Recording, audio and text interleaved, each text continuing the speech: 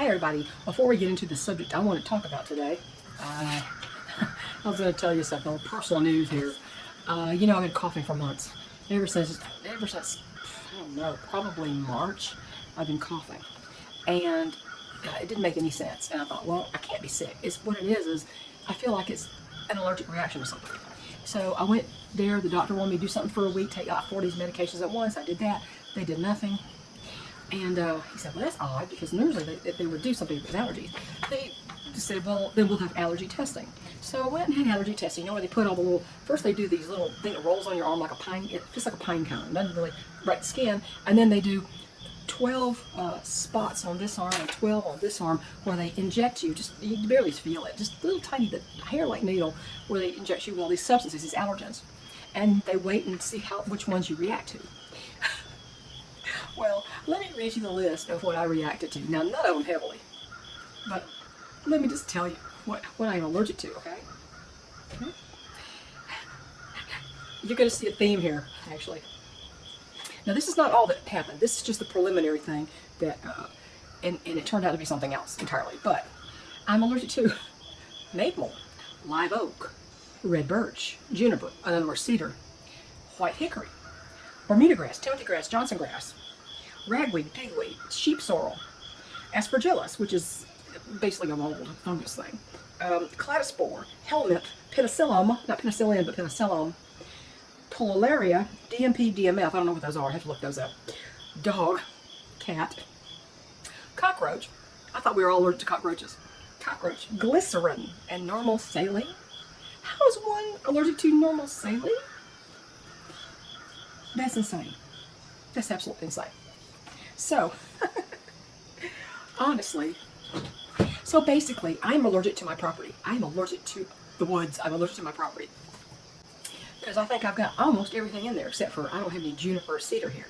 I do have, gosh, what is it? Not hickory, there's hickory here. I don't even know. What was it? Hemlock, okay. I have hemlock trees here, too. I planted them all. Listen, it didn't say hemlock on there. So that's what it was, but I didn't react that much to either one of them. But he said, oh, let's go ahead and scope your nose and your throat. Basically what they do is they spray deadening spray up in your nose, and he sends 2 down your nose and goes down your throat. He said, well, I don't see anything that really would explain this, but he said, we're going to send you over to the hospital for a CAT scan of your sinuses. He says, because there may be something really deep down that, you know, the scope can't get to.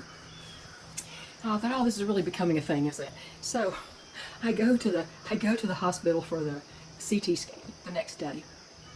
And that night, we get a phone call that said, the pharmacy has your prescription ready. I'm thinking, he didn't tell me he was giving me a prescription. And he did say something about if they found something, he'd give me an antibiotic.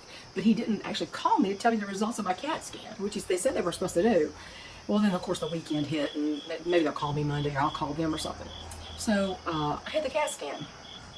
Well, apparently, I have a sinus infection, a deep sinus infection, that only the CAT scan would show. And so I am now on an antibiotic called Ceftiofur,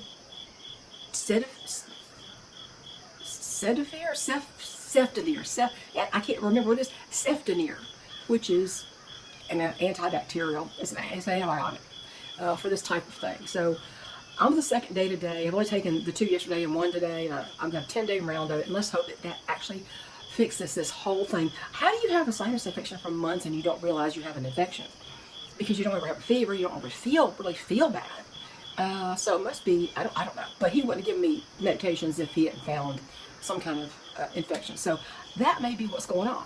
I think those allergies, there's such a low reaction rate of all of them that I think, you know, I've probably had sensitivities to all of that for many years, and it hasn't caused this cough. So I think it has to do with this infection. So maybe we've got it, are getting on the road to getting it solved. So that's that. I want to talk about, as the title is going to say, or I've already put it up there, obviously, that there are 2 types of preparedness that no one wants to talk about. They don't seem to be interested in talking about those. And there is an aspect of preparedness that is attached to each one of them. And I don't think there's nearly enough videos on this platform to address either one of them. not in with a mind toward preparedness as the reason you should get ready for either one of these events. One of them is aging.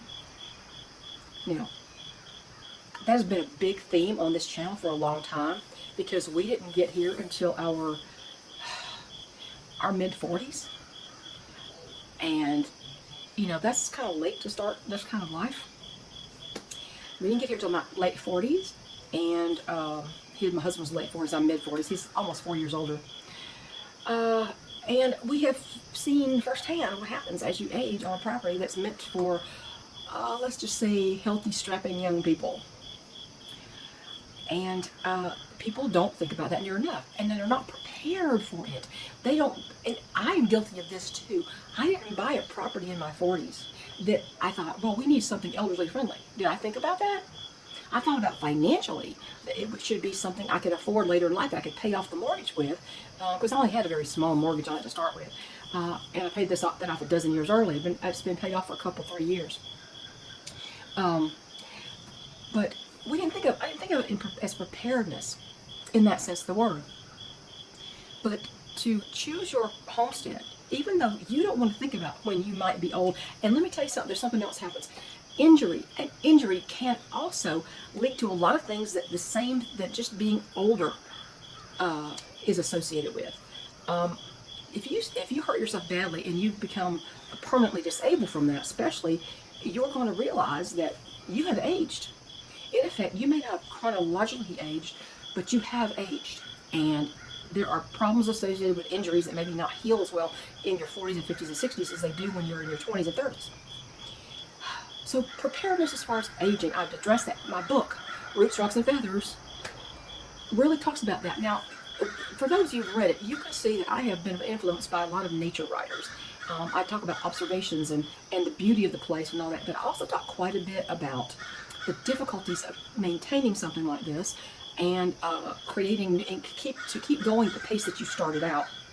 So I hope you see that, and I don't want to make it all doom and gloom and oh my God, we're getting old and the world's falling in and blah blah. I don't want to do that because, and it should be not a down book. It should be talking about and getting people to understand it and realize that they really have to think about these things before they happen.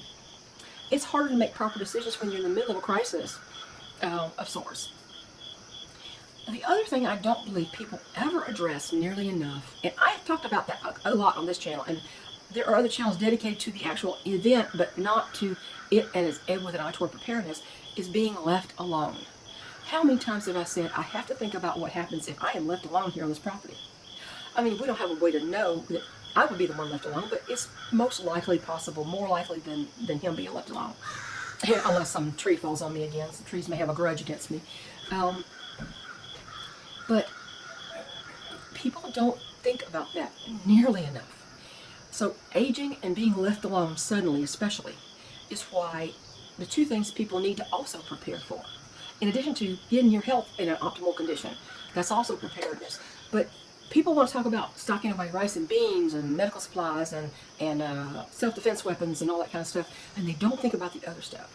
Because it's not stress to go, oh, here's 6 cans of beans on sale, I'm going to put these in my stash. It's not a stress, but it's a real stress, these other things I'm talking about. And so both of my books now, my new book that I'm currently writing, and I hope I finish it, because the other one, I started and I didn't think I'd ever finish it because it was just writing here and there, and it was true story, so it was like, I gotta remember what happened here, I gotta remember it. A lot of things are ingrained in my memory, and a lot of things are kind of more fuzzy. And I'm sure, and I didn't talk about everything that happened to me in the last 23 years on my Roots, Rocks, and Feathers book, obviously, but it would be a lot longer, and I really just wanted to get it done and get it out and say I finished it.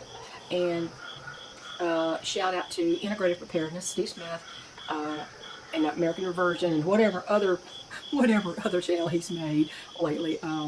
Let's just call him Mr. Stonemont, because he specifically, I remember his voice, not voice, but his typed voice, telling me, he said, you need to finish that. And he said, you write it, I'll buy it, that kind of thing. And he encouraged me to read, and it might not be his type of book, honestly. It's just an ebook though, so it's not super long. And not everything's for everybody, but it was honest look at aging and homesteading and dealing with injuries and the difficulties of it and the romance of it, which is there is a romance to it, but people tend to look at that and not look at all the real realities of it. And in preparedness, you need to look at the realities and prepare for them in aging or being left alone. And whether you end up divorced, your husband runs off with, I don't know, the neighbor lady, or he just dies suddenly. And I thought about that subject, that last subject, so much. Not my husband running off with anybody. I don't think he could have the energy to do that because of his whole health. But he's not the type anyway. But he, you don't think about what's going to happen, and what happens if your husband keels over in the driveway, or your wife, whatever, if she's the one that's had the homestead stuff, whoever the gung-ho homesteader type is, what happens if that person keels over in the driveway, whichever spouse it is, and the other person it's not even entered their head, or if it entered their head, they dismissed it as fast as they could because it's unpleasant. You've got to really be prepared for things, and I thought about it so much, and I talked about it quite a few times on this channel over the last, oh gosh, however many years it is. I think I've had this channel for, gosh, I don't know. I've had this channel for a very long time. Not all the videos are up because they were poor quality and I just deleted them. I thought nobody's going to want to watch that. Not now. No, I got better equipment. And the channel took a better direction than it started out anyway. But your preparedness has got to enter all areas of your life. Not just beans, bullets, and band-aids. But what happens if there's no one to do the chores and things that the other person has always done, and you don't have the ability to do them, or you don't know how to do them? My husband, I know I could not run this lawn equipment over here. I mean, as long as it was working fine, but if it peters out, if something happens to it, it needs repair, I can't do all this. This is too big a property to take care of for one person. So, even if you limited the portion that you do take care of and let the rest go, there's still a lot to do. So I thought about that so much over the years and envisioned different scenarios that I thought, you know what?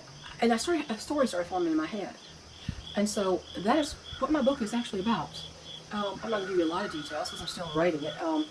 But in tweaking, it's going to take a while. But what if you're 50 years old and you think you've got lots of years ahead of you, and you and your husband are just, chugging along and doing everything to do, and you're having a good time, and all of a sudden you find him dead in the driveway? What happens? You haven't thought about it. You don't know what else to do. He was going to cut the grass tomorrow, and he's the only one that knows how to make that mower work right, and you don't know, and all of a sudden, in the midst of that grief, you've got to figure out what to do. Well, some people, they say you should never make big decisions when you're grieving. I believe that's a good thing to say, but sometimes big decisions are necessitated at that point. I've thought a lot about what I would do. Now, does it sound morbid? Maybe to you. To me, it sounds like good sense preparation. And I thought, well, I'll write about that. And I'll write about a woman who wasn't prepared for that, who didn't think there was any reason she should be prepared for that. But she all of a sudden had some clarity. And she decided she was going to make moves as an individual and not as a couple. The things that they would have done as a couple, they might have done, but now she has to do them alone, and she's the one making all the decisions. And she's got to learn to be better in some areas that she basically sucked in, and all sorts of things. So I think and I have so many things in my head with this because I thought about this in general so much in the past, and it's part of what do you do if you're left alone, and this is what you have to manage. So there's two purposes of preparedness that I think people have not thought about. Definitely not thought about enough. What to do when you're older, and how do you carry on your life, or what do you do if the other person dies suddenly or walks off and leaves you with everything in your lap? What do you do then?